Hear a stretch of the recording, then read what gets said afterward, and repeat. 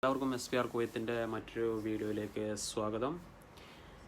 1-2 ദിവസമായി നോർക്കയുടെ രജിസ്ട്രേഷനുമായി ബന്ധപ്പെട്ട് ചർച്ചകൾ നടക്കുന്നുണ്ട്. കുറേ ലിങ്ക് അവർ അയച്ചു തരുന്നുണ്ട്, രജിസ്റ്റർ ചെയ്യാനൊന്നും പറ്റുന്നില്ല.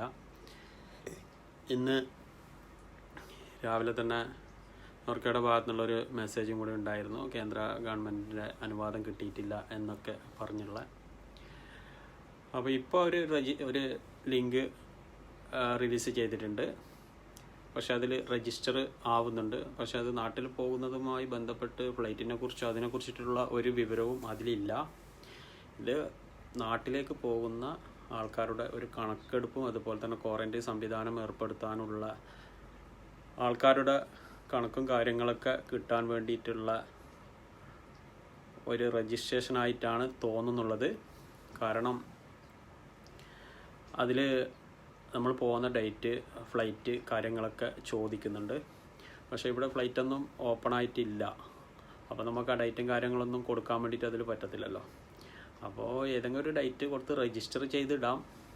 അപ്പോൾ ഇപ്പോൾ കറക്റ്റായിട്ടുള്ളൊരു ലിങ്കാണ് വന്നിട്ടുള്ളത്. അതിൽ രജിസ്റ്റർ ആവുന്നുണ്ട്. കറക്റ്റ് രജിസ്റ്റർ ചെയ്തതിന് ശേഷം നമുക്ക് അതിലുള്ള ഒരു കോഡ് നമ്പറും തരുന്നുണ്ട്, രജിസ്റ്റർ ചെയ്ത നമ്പർ.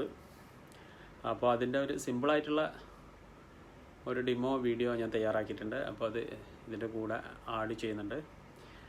പറയാനുള്ളത്, രജിസ്റ്റർ ചെയ്ത് വെക്കുന്നവർക്ക് വെക്കാം. എന്ന് ഫ്ലൈറ്റ് ഓപ്പൺ ആണോ അന്ന് പോകാൻ പറ്റും. അതേ ഇതിനെക്കുറിച്ച് ഇപ്പോൾ പറയാൻ വേണ്ടിയിട്ട് പറ്റും. ഓക്കെ, നമുക്ക് ആ വീഡിയോയിലേക്ക് പോകാം. അപ്പോൾ നമുക്ക് പേജ് ഓപ്പൺ ആക്കുമ്പോൾ ലിങ്ക് ഓപ്പൺ ചെയ്യുമ്പോൾ ഇങ്ങനെയുള്ള ഒരു പേജാണ് വരുന്നുള്ളത്, വരവേൽപ്പ് ജന്മനാട്ടിലേക്ക് എന്നുള്ള. അപ്പോൾ അത് സ്ക്രോൾ ചെയ്ത് താഴെ പോയി കഴിഞ്ഞാൽ നമുക്ക് കാണാം ഫസ്റ്റ് പേര്, അതുപോലെ തന്നെ നമ്മൾ സ്ത്രീയോ പുരുഷനോ വയസ്സ്, അങ്ങനെയുള്ള എല്ലാ ഡീറ്റെയിൽസും ചോദിക്കുന്നുണ്ട്. അപ്പോൾ അതൊക്കെ ഫില്ല് ചെയ്ത് കൊടുത്തെങ്കിൽ നെക്സ്റ്റ് പേജ് ഓണായി വരും. അപ്പോൾ നെക്സ്റ്റ് അടിച്ചു കഴിഞ്ഞെങ്കിൽ നമുക്ക് അടുത്ത പേജിലും ഇതുപോലെ തന്നെ കുറച്ച് കാര്യങ്ങളാണ് ചോദിക്കുന്നുള്ളത്. ഏത് രാജ്യത്ത്, എവിടെയാണ്, അങ്ങനെയുള്ള ഫുൾ ഡീറ്റെയിൽസ് ചോദിക്കുന്നുള്ളത്.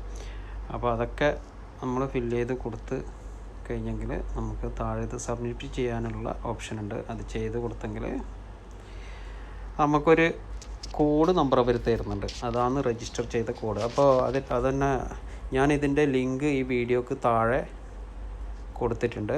അപ്പോൾ താല്പര്യമുള്ളവർക്ക് ഇപ്പോൾ രജിസ്റ്റർ ചെയ്ത് വെക്കാം ആ ലിങ്ക് വഴി. ഓക്കെ, അപ്പോൾ നമുക്ക് ഫില്ല് ചെയ്തതിന് ശേഷം ഇങ്ങനെ ചോദിക്കും ഒക്കെ കറക്റ്റാണോ എന്നുള്ള.